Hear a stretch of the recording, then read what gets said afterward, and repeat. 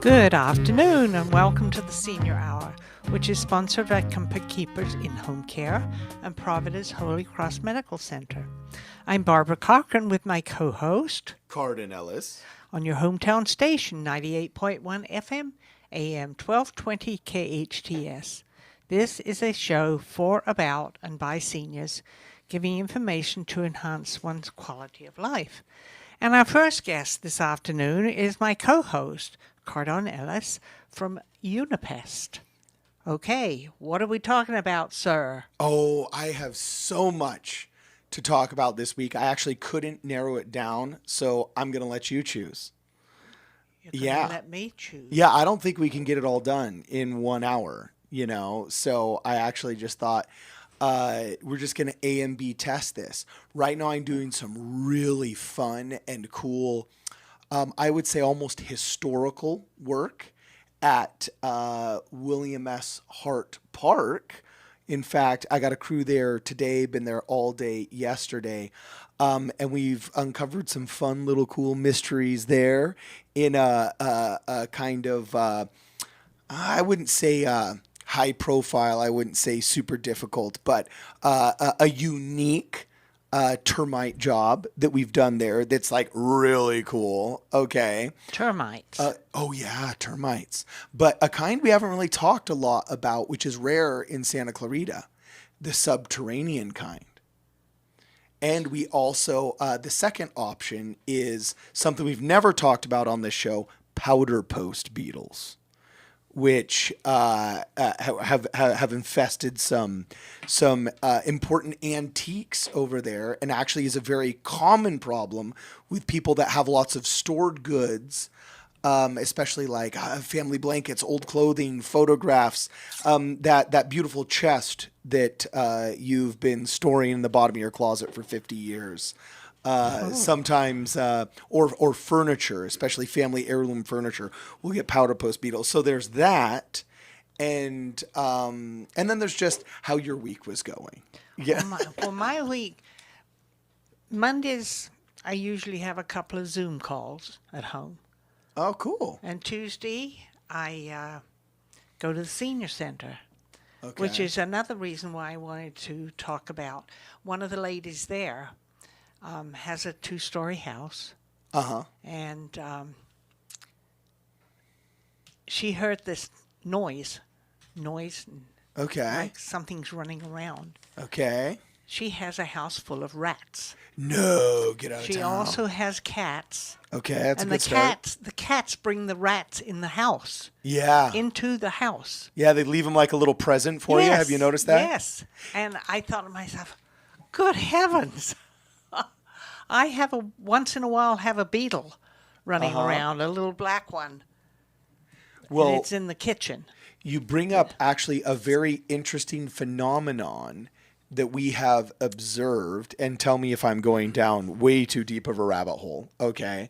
But scientists have noticed for a long time, and most average cat owners, and sometimes even an occasional dog owner, will notice that cats will bring you really gross presents. They're one of the only animals that actually hunts for sport. And so if you have a domestic cat, people think that, if I have mice or if I have rats, I'm going to get a cat. Look, unless it's a feral cat and it is literally hunting for its sustenance, it's getting more than enough food that you're feeding it. Mm-hmm. So it's probably only hunting on occasion when it's bored or for sport. But even in those scenarios, when they catch that bird or they catch that lizard or that rat, they'll oftentimes bring it back and very happily present it to you and just they just dump the rodent right just in front of you or on your doorstep. And you're like, great, now I got a dead bird on my doorstep. There's also whack-a-mole. If you've got gophers, they'll go for those as well. Yeah. A lot of landscape damage will be done by dogs going after gophers or very anxious cats trying to hit them. So we all know, living in suburbia with dogs and cats, that they'll do it. But they just found out orcas do the same thing. Orcas. Really? Killer whales. Yeah. They found footage. Oh, goodness gracious. If I would have known we were talking about this, as an article. You can go Google this right now. But a team that was studying orca behavior noticed that the orcas it grabbed some sort of seabird, okay? And then upon interacting with the scientists that had been studying the pod, I believe their groups are called pods, just like it's a murder of crows, it's a pod of orcas. Anyway, the orca came up and then quickly like regurgitated the bird to present it to the scientist. Upon seeing the scientist was not interested, it then re-ingested it and went back off with it. And apparently this has happened multiple times with this pod. I believe it was one of the younger killer whales. But apparently orcas, they found out, will do the same thing. So, My goodness. Unfortunately, in 2014, if I'm not mistaken, the county discontinued the feral cat program. It used to be, if I remember correctly, I can't remember if it was an LA City thing or an LA County thing, but you used to be able to actually pick up feral cats. And it was gross every once in a while when you'd get the fecal material around your yard that you'd have to pick up or whatever, but they were amazing at keeping the rat population down.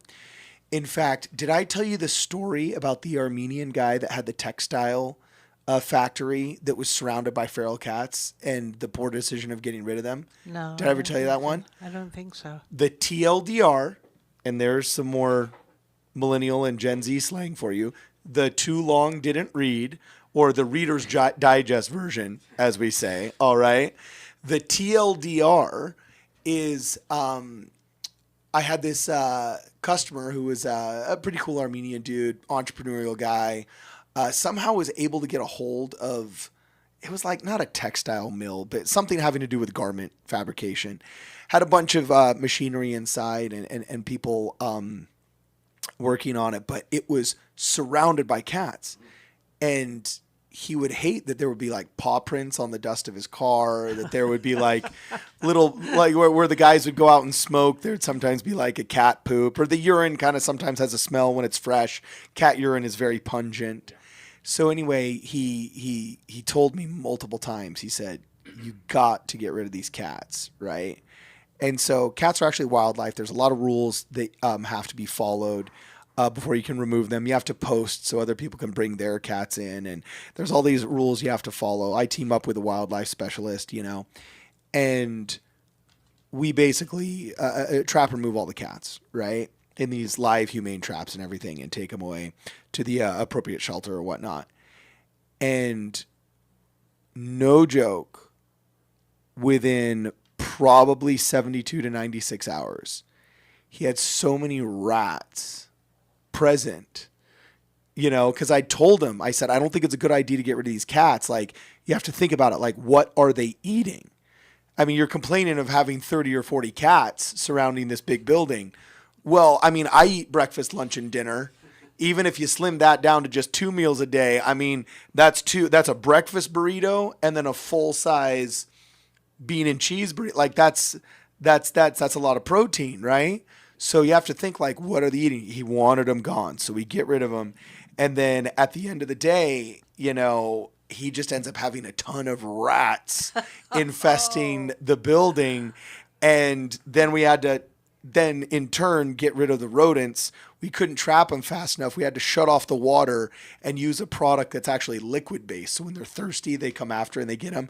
But then all of a sudden he's having rodents ending their life cycle so quickly. They're literally like falling from the ceilings onto the machine. Yeah, it was a horror film, okay? All because he got rid of the feral cats and interrupted that like life cycle that was working, right? Yes. So now some would argue that he's better off because after having spent an enormous expense, he's now rid of both the cats and the rodents, which I'm sure many would agree is indeed an improvement. But in the short term, man, that was crazy. Yeah. That's unbelievable. Good heavens. One of my nuttiest stories, and man, I had planned to talk about different stuff today, but one of my worst stories happened when I was working down at Orkin, and it was with a senior citizen. Oh my goodness. There was this strip mall that they was scheduled to be demolished.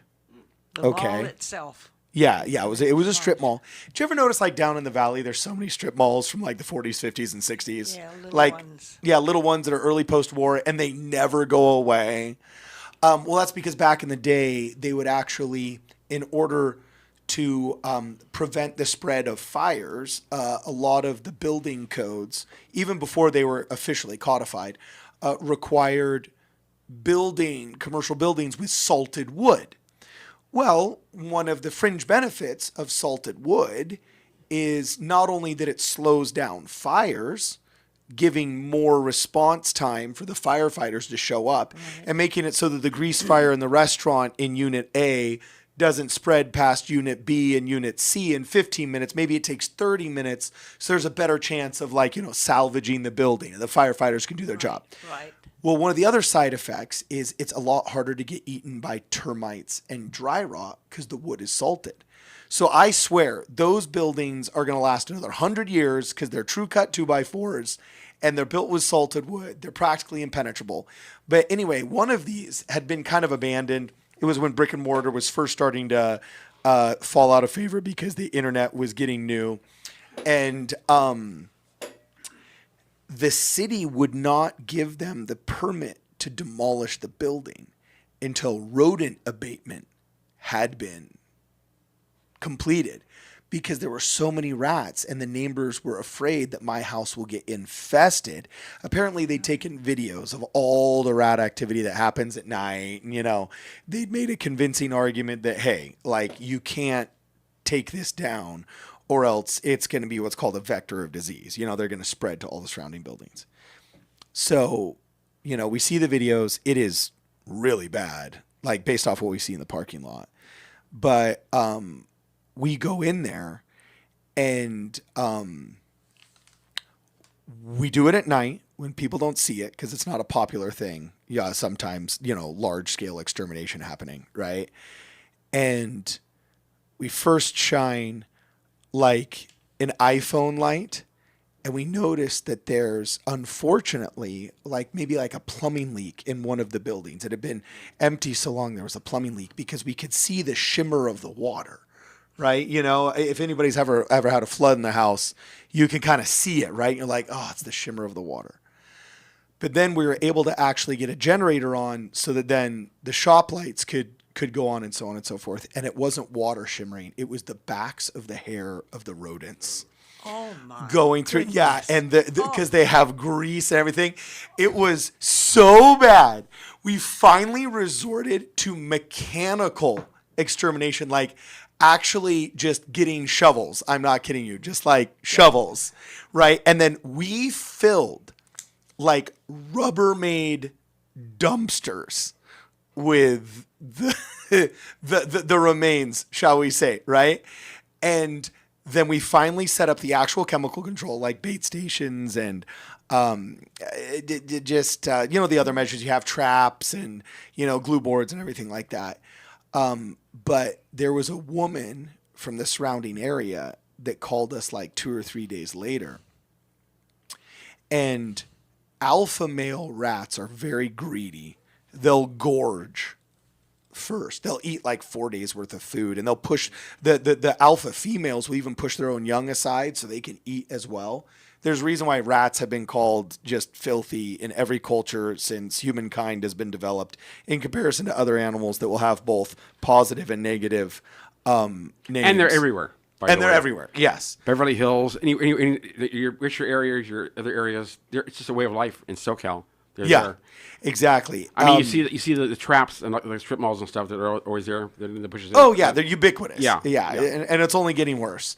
So what happened is we get a call from this senior citizen, lovely old woman, and she says, older woman. Yeah. The woman calls up and she says, "Oh, well, I have one of your cats." And we're like, "Cats? What?" And she says, "Well, you're doing all of this work around the strip mall next to my house, and I inquired and I saw your trucks, and so, I called Just the number was on the side of your trucks. And we're like, what the heck? And she says, I have your cat. Will you please come pick it up? And I'm like, you have our cat? What the heck? So we show up. It's my service manager, all right, and another guy shows up. And we knock on the door. She kind of yells politely, like, you can come in. So we come in. This down in the valley. It's one of those homes built in the 50s, late 40s, maybe early 60s, that whole era, right? And she is petting this cat. And she says, come here. Oh, I found your cat. It's very nice. It's happy. And we gasp in absolute horror. Her vision was not good enough to realize she was not holding a small cat. She had found a rat that was so large, she had mistaken it for a cat.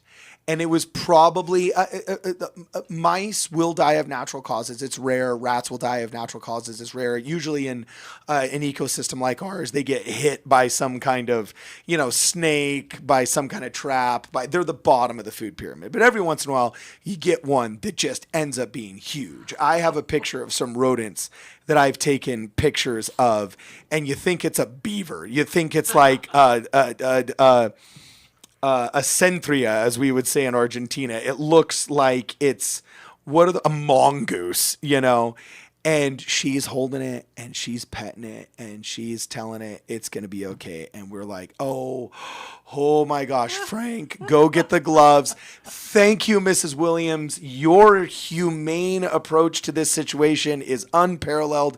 Yes, we are going to take this cat. You need to burn all your clothes and take 5 showers, and what do you do? Do you tell them? Like, at that point, do you tell them? I feel like there's a duty to inform, right? But at the same token, the poor woman thought she was saving a cat. What do you do? It's like a moral conundrum. So, yeah, that's my rat story in the valley. Wow. I think they were right not to let the woman know. Let the woman know. She would have had an absolute fit. What about possums? You see a lot of those up here, too. Oh, yeah. They chew through our bait stations here. Really? Yeah, they're Santa Clarita's only marsupial, bro. I think somebody smuggled a kangaroo in from some movie set somewhere in Santa Clarita, but yeah, I've had opossums in my backyard. Really? I think they're cute. Oh, okay. I found a possum bone underneath the Ranch House Museum at William S. Hart Park. Oh, yeah. Wow. Oh, it's rad. Yeah, it's cool. Maybe we'll talk about that before we leave at the end of the hour. But we're doing some super cool work over there. The city is actually getting the park. I'm sure you've heard all over. Oh, yes. That transfer is finalized this week. That's so they're great. doing some just like final touch-ups on the properties. And one of them is actually getting the termites in the buildings taken care of. So we've gone underneath there, and unfortunately, the ranch house where William S. Hart stayed while he was building his mansion has subterranean termites and powder post beetles in the furniture. So we just fumigated the whole thing. Good heavens. Oh, yeah, it's pretty awesome. We fumigated the whole thing, got rid of the powder post beetles, and there was even a tiny bit of foundational slippage. So in conjunction with all the building and safety guys, we shored all of that up and treated it so it can't get eaten by the termites. Dude, such cool stories and pictures for days. I got to think that if Bill Hart found termites and rats in his house, he wouldn't be calling you. Yeah. He'd have his sidearm and... Oh, no. He would pistol whip them and then just like... But finding the creatures in the furniture. Yeah. That's gross. Oh, I've got pictures for you in the break. Oh, it's gonna be awesome. Yeah, go ahead and email those to us. I want to see them, Yeah, exactly. So unfortunately, we got to take a break now. But I'm with my co-host, Barbara Cochran. This is Cardon Ellis from Unipest on your hometown station, FM 98.1 and AM 1220 KHTS. Our next guest coming up is Susie Riggs of BioRecharge. She's competing with Tesla. No, I'm just kidding. She's a holistic champion of home health. We're excited to talk to her. You've been listening to the Senior Hour on your hometown station, FM 98.1 and AM 1220 KHTS. Welcome back to the Senior Hour. I'm Barbara Cochran with my co-host, Cardon Ellis, on your hometown station, 98.1 FM, AM 1220 KHTS. And our guest now is Susie Riggs from BioRecharge. How are you? It's good to see you Hello, again. nice to see you again. I know it was just last week that I saw you. I wasn't on the show, but I did see you for a minute. Yes. So yeah, I'm becoming whizzing a in and regular out. here. Exactly. We were just kind of passing paths. So, what is our subject that we're speaking about today? Cancer. Oh, That's a doozy, All right? right. What a doozy that is. I'm super passionate about cancer because so many people get it, unfortunately. I actually looked up the statistics, and I thought it would be kind of fun to play this real quick before we start doing anything. What do you guys think are the statistics on the percentage of people, the population, that get cancer in their lifetime? Oh my gosh. Look in our studio right now. I'm leukemia. Did you beat something, bro? Are you in the cancer club, Mike? Cancer for 15 years. Okay, rock on. I've beaten it twice, and I have it again right here.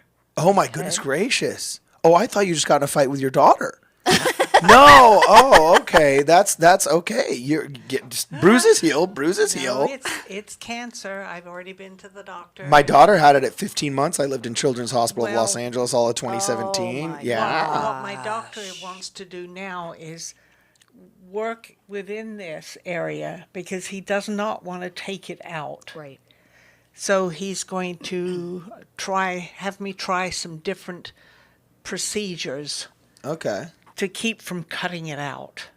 Yeah. So, in answer to your question here, Susie, an exact percentage, I'm sure it's on the rise just because of availability bias. If people are surviving their first cancer, they're going to make it into their second and their third. And then also if people are living longer and we're eliminating infant mortality, we're eliminating idiot mortality, we're eliminating most mortalities.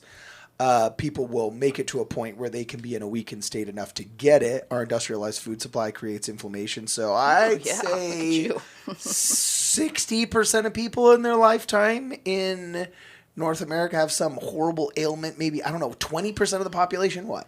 Wow. So it's 40% of the population. Well, see, I was Wow. about to And split yeah, the I difference was like, between 20 you did and pretty 60. good there. You know? The sad news for you guys is that it's 1 in 2 males will get cancer in their lifetime. Yeah, we I forget was feminism. We need done. maleism. Really? Yeah. We need our one out cancer of rights back. two No. 1 males? out of 2, and then females 1 out of 3, Oh. which comes out to roughly 40% of the population. Oh. Stunning. We're screwed. Yeah, that's horrible. Hey, Mike, Well, you We're want not to just because we've got solutions now. let these ladies talk? What is the most prevalent cancer for women and men? You know what? I don't know the answer to that. Yeah, I don't claim to be a cancer expert by any means. geez, so I don't know. I bet you it's know. something unglamorous, We're gonna have though, to yeah. Google that one. I see a lot of Google's ads on involved. TV now, and we've all seen the ads. Every commercial break is some pharmaceutical drug Right. to help you cope with, or live with, the ailments. So if that's an indication. Right. Yeah, I mean, It's Well, crazy. I took And that's just methotrexate cancer. for many years. Really? My arthritis. And they stopped making it for 4 months. And then that's when I had severe indigestion, which I never had. And I went to the doctor. They did tests and did MRIs. You have cancer. Oh, It's close jeez. to 4th stage cancer. Oh my gosh. And it was as a result of taking that methotrexate. They told As you they that. found, no, they didn't Oh, know that. I was like, at the they don't time. ever tell you that. No, they didn't know that at the time. So you had what's It called a was- secondary it was cancer. on- Yeah. It was only after a lot more research had been done that methotrexate was a possible cause of cancer. Okay, so heartbreaking. to answer your question, we are all ears, and you run a holistic outfit here called BioRecharge. I do. Yeah, give us your speech. How do you help? What's the deal? Okay, so one of my passions is cancer because of the amount of people that I come in contact with who honestly don't know all the alternative therapies that are out there for cancer. I'd say 95% of the population just take the conventional approach of chemo, radiation, surgery. There's some immune therapies now that are available, and that's just what people do. And I understand why they do it because everybody's pushing you to do it. The doctors are saying that's the right thing to do. Well, what alternative do you have? I mean, yeah, you get diagnosed in the hospital and you get sent over to City of Hope or to whoever your primary care is, and then you have a Absolutely. meeting, and then boom. Yeah. Okay. So that's kind of one of my goals is, with no, I don't want anything out of it. I just want people to be aware. I want people to know that there's alternatives to the standard care for cancer. So one of the things, my mother passed of cancer. So ever since then, it's really been a passion that I felt like I needed to learn more. And with opening the center and my father-in-law, I don't know that you know my story, that my father-in-law got cancer, stage 4 esophageal cancer, and I immediately got the Energy Enhancement System and got it installed, and that was one of the things that he did to combat cancer. So part of that was a super deep dive. I'd already really become very aware of lots of alternative therapies, but when he came down with cancer, I was like, okay, this is my obsession now. This is all I'm going to do for months, is figure out what we can do differently. So immediately I got him into the Energy Enhancement System. We put him on ivermectin. We changed him to a keto diet because the keto diet starves cancer. Sugar feeds cancer. And now when I say sugar, people have to understand it's not, table sugar. It's what turns into glucose. So potatoes, rice, bread, pasta, Carbohydrates fruits, that break down into sugars. Exactly. Yeah. But a lot of people, you'd be shocked at how many people don't understand what actually turns into sugar in the body.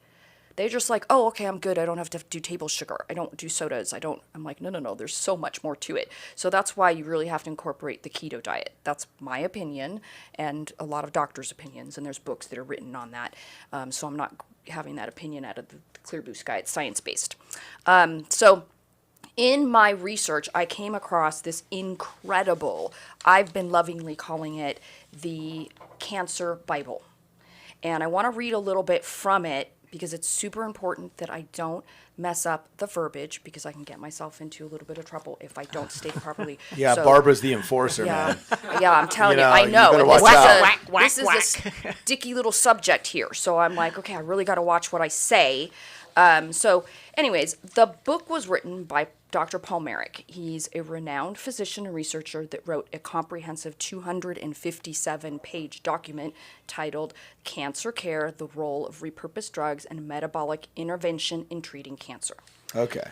So the work examines peer-reviewed studies on repurposed drugs, lifestyle, dietary changes as components of a holistic whole body. When I say holistic, I mean it encompasses the whole body. It's not like Okay. we're going to just focus on that little tumor that's there. It's whole body cancer care approach. So the purpose of the document is to help guide cancer patients through the complex and often overwhelming landscape of repurposed medication and metabolic interventions.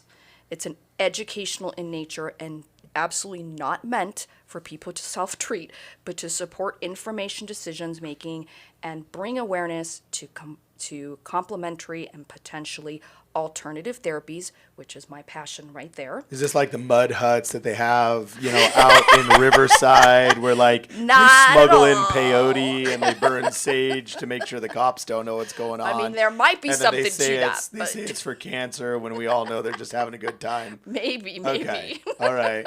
So while the patients are encouraged to discuss these strategies with their oncologists, the doctor acknowledges that many may be unwilling to engage in this conversation due to institutional limitations, meaning that oncologists have to really stay within their lane.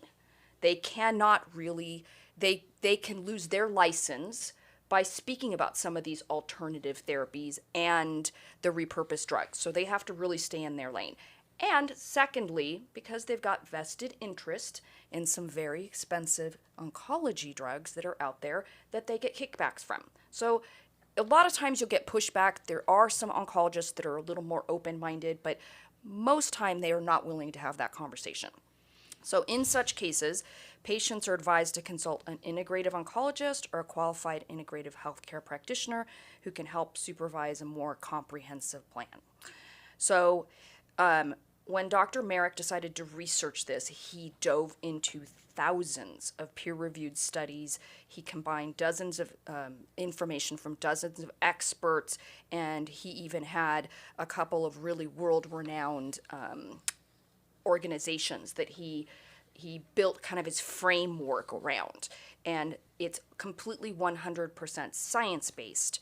So I just felt like everybody should know that such a thing exists. And I've done a deep dive into it, and I went and read through the 257 pages of it because, I'm a geek like that. I love data. Like, that's a big thing to me. So anyways, there's something that people aren't being told about. And what it is that this document actually challenges decades-long assumptions that we've been told that cancer is caused by a series of mutations that results eventually in out-of-control cell population or division. Now, I mean, that's what we've all been told. Yeah. It's DNA related. It's one of the cells just goes wonky and it just starts populating that way. But this document actually takes on a different theory, and the theory is supported by a ton of new emerging data, and instead the data provides a lot of support for mitochondrial dysfunction being at the root cause. So it's actually our mitochondria that's the problem, not our DNA.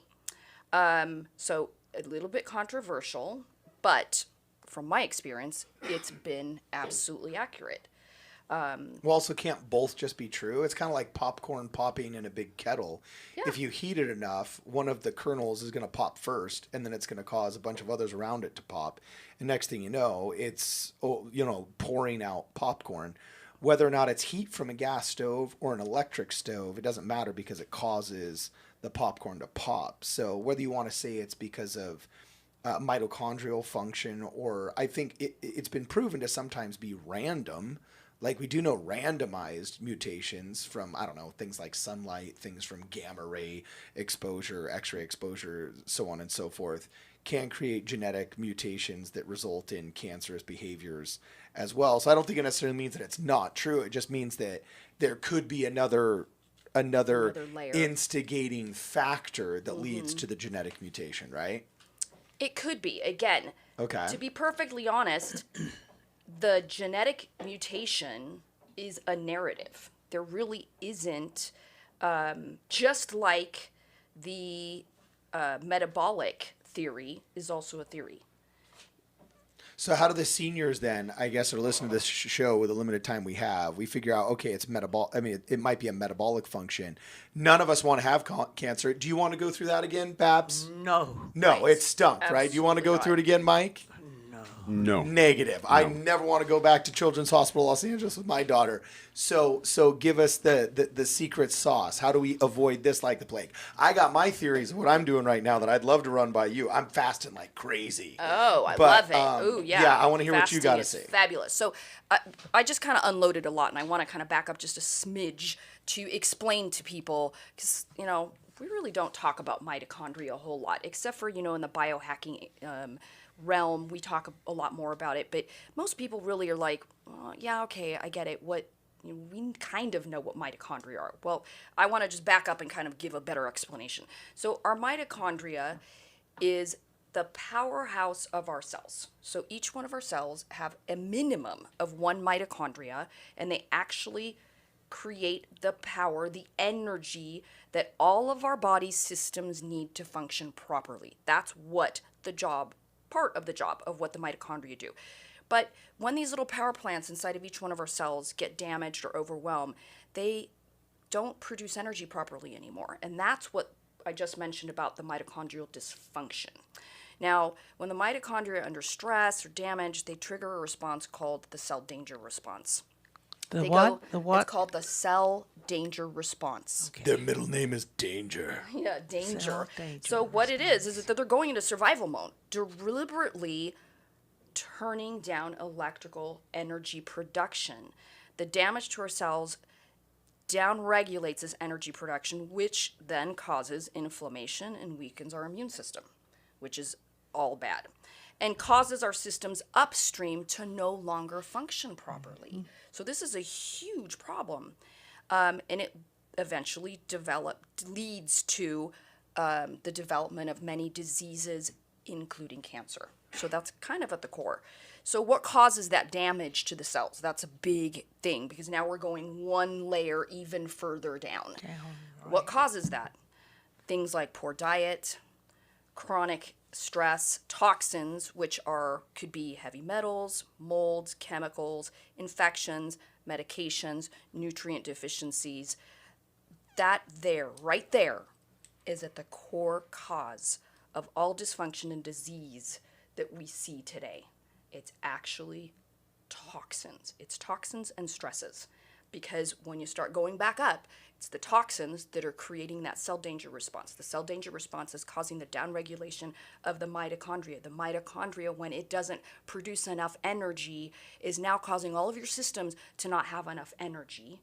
And then that's when things start to just go bad, because our immune system cannot deal with the cancer cells that are always floating around in our body. So it's really why here at BioRecharge, well, not here, but at BioRecharge, we are hyper focused on cellular health, because it's all about the cell health. If we can get our cells healthy again, we can beat anything, because our bodies know how to heal themselves.